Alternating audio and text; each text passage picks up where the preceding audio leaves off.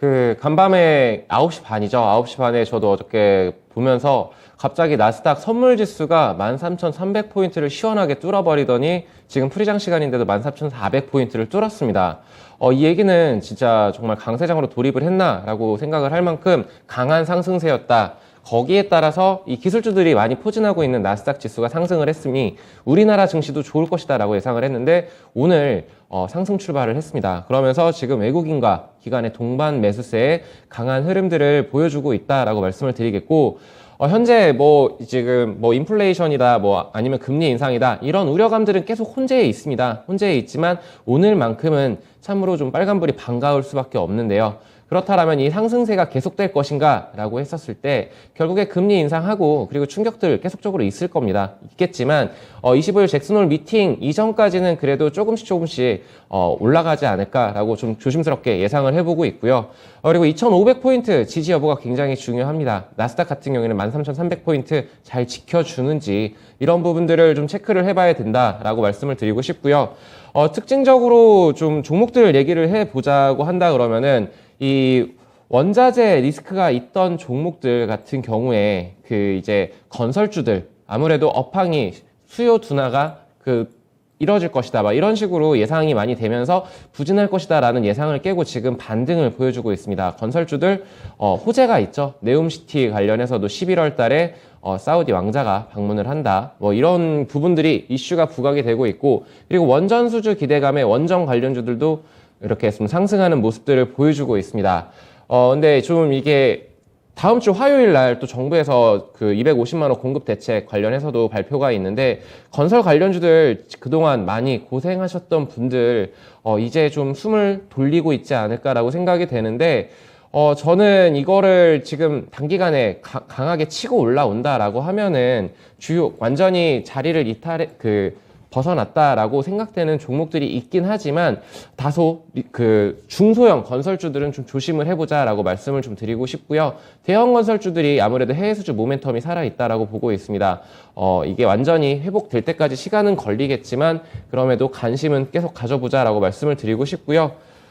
그리고 이제 화학주들도 반등을 좀 해주고 있습니다. 그동안 많이 억눌렸었는데 근데 이 화학주들, 바이오주들과 비슷하게 학회라던가 컨퍼런스라던가 이런 것들을 일정들을 다 체크를 해야 되는데 화학 관련해서는 스프레드 마진 같은 것들을 체크를 해야 됩니다. 그럼 증권사에서는 매주마다 발간되는 위클리 리포트들이 있는데 그런 것들을 체크를 해야 되고, 해운주들 같은 경우에 HMM 좋은 소식들 들려오고 있는데 해운 운임지수 이런 것들도 잘 체크를 하면서 업종마다 주목을 해봐야 되는 투자할 때 봐야 되는 지표들을 우리가 체크를 하면서 투자를 하는 습관을 길러가자라고 말씀을 드리겠습니다. 네, 알겠습니다. 화학의 스프레드 체크해서 좀 보여주세요, 유세백 전문가님. 를 지금 보여드릴 수가 없어서. 네. 우리 시청자 여러분들이 너무 바쁘셔서 저희가 대신 해드려야 될 것 같아요. 근데 지금 화학 관련해서는 지금 이 사이클이 있거든요. 사이클 상으로는 지금 저는 완전히 고개를 돌렸다라고 보고 있지는 않고요. 아무래도 하나 솔루션이라던가 아니면은 이제 LG 화학이라던가 포스코 케미칼이라던가 이쪽 이 화학 관련해서는 조금 업황은 부진합니다. 그럼에도 이제 2차 전지라던가 아니면은 이제 태양광이라던가 이런 사업 다변화를 한 그런 기업들이 강한 모습들을 보여주고 있거든요. 이 부분을 꼭 참조하셨으면 좋겠습니다. 네, 알겠습니다. 화학주 이 스프레드는 일단 전통적인 석유화학의 스프레드를 이야기하는 건데요. 하지만 이런 것 때문에 그동안 경기에 대한 우려감으로 좀 많이 하락했지만 이제 시장의 시선이 좀 더 달라지면서 화학주를 볼 여유가 생겼다는 측면에서 2차 전지 쪽으로 사업을 다각하고 있는 종목군들 한 차례 좀 강세를 보여줬는데요. 추가적인 상승 가능성이 있겠다는 의견을 제시했습니다.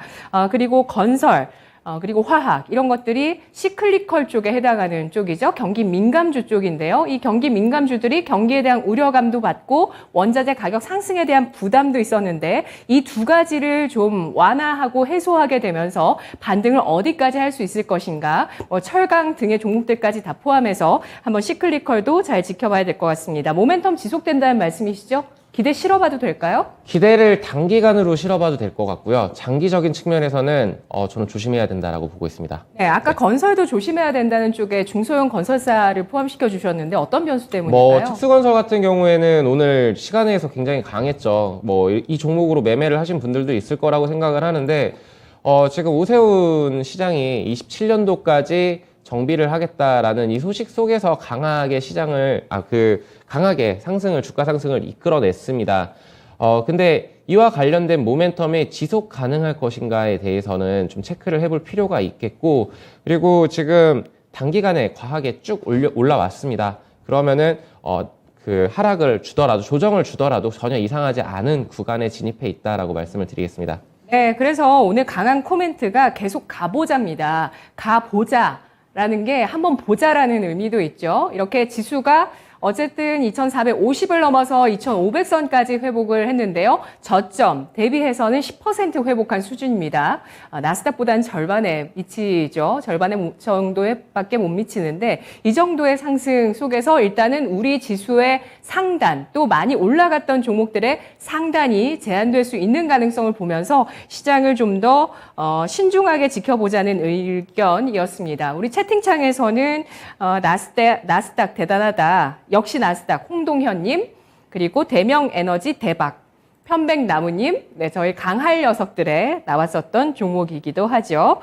요즘 경기 민감주가 왜 이리 움직이죠? 정윤님께서 글 남겨주셨는데요. 유세벽 전문가가 차트를 좀 봐주시면서 의견 좀 더 주실까요? 경기 민감주 네. 솔직하게 저는 안 좋을 것이다라고 생각을 했습니다. 예. 그렇게 말을 했었고요. 그리고 장기적인 측면으로 봤었을 때는 안 좋을 것 같아요. 근데 지금 분위기는 심상치가 않습니다. 심상치가 않지만 지금 과대 낙폭에 따른 좀 이렇게 좀 밸류, 좀 매수세가 들어오고 있지 않나라고 좀 보고 있고요. 뭐 현대건설 같은 경우에는 지금 시원하게 241선을 돌파했습니다. 지금 건설주 중에서는 거의 대장 역할을 하고 있고, 뭐 금호석유 같은 종목들, 이런 종목들은 뭐 아직은 느낌이 그렇게 좋지가 않다. 네, 추세적으로 살아있진 않습니다. 그래가지고 경기 민감주는 솔직하게 저는 단기간에 잠깐 이슈화 될 수 있겠지만 장기적으로는 좀 조심하자라고 말씀을 드릴게요. 네.